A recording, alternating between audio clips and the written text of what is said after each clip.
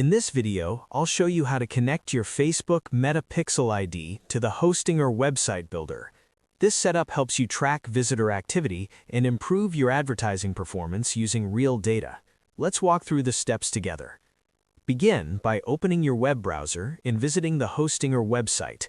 This platform provides many tools to help you build and manage your online projects.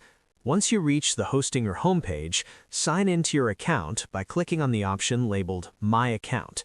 This will take you to a page where your personal settings and website projects are organized.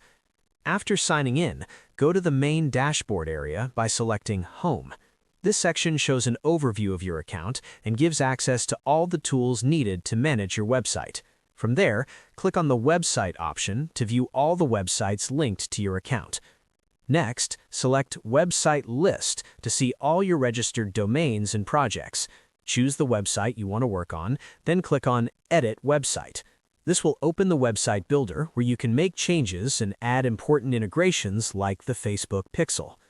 Inside the website builder, look for the three-dot menu icon. This icon opens additional settings and options. Click on it to view more features for your site. From the menu, choose Integrations. This section allows you to connect your website with external tools and services.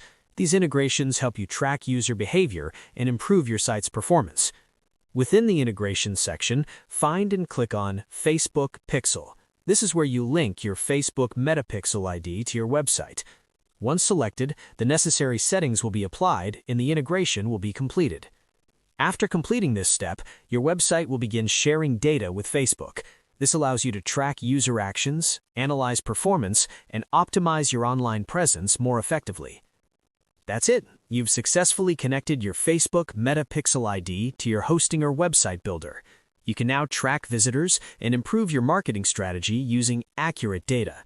If this tutorial helped you, don't forget to like the video and subscribe for more simple website tips. Thanks for watching, and I'll see you in the next video.